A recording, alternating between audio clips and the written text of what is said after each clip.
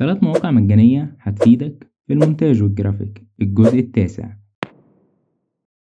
أول موقع معانا وهو playground.com، والموقع ده هيساعدك إنك تعمل لوجو لنفسك في دقايق حرفيا. أول حاجة هتروح على لوجو من هنا وتبدأ تختار شكل اللوجو اللي حابب تعمل شبهه، وهنا هتكتب له التعديلات اللي انت عايزها. انا مثلا قلت له انه عايزه يشيل لي الصبار ويحط بداله صورة برجر ويغير التكست ده لإيجيبشن برجر، وبعد كده دوست كرييت. هتستنى لحد ما يحمل وفي الاخر دي هتكون النتيجة معاك.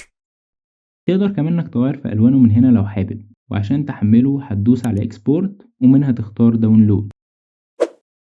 تاني موقع معانا واللي هيساعدك بشكل كبير لو مش بتعرف ترسم وهو اوتو درو. فكرته ببساطة انك هتحاول ترسم اي شكل يجي في دماغك، وهتلاقي الموقع عطاك اختيارات كتيرة جدا من فوق هنا، وبعد ما تحدد له الشكل اللي يعجبك هتروح على ال3 شرط دول وتختار داونلود. بعد كده هتفتح الصورة على الستريتور، وعشان تحولها لفيكتور هتروح على قائمة اوبجكت ومنها image trace. بعد كده هتختار make and expand، وعشان تتخلص من الأجزاء اللي باللون الأبيض دي هتروح على أداة الدايركت سيلكشن تول وتحدد بيها الأجزاء اللي مش محتاجها وتمسحها من الباك سبيس، وهتلاقي إنها بقت فيكتور معاك وتقدر تغير فيها بكل سهولة.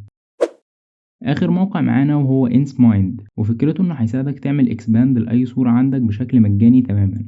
أول حاجة هنروح على AI Expand، هنرفع له الصورة اللي عايزين نعملها إكسباند ومنها تقدر تختار الأبعاد اللي أنت عايزها. بعد كده هتدوس على إكسباند ودي كده هتكون النتيجة معانا.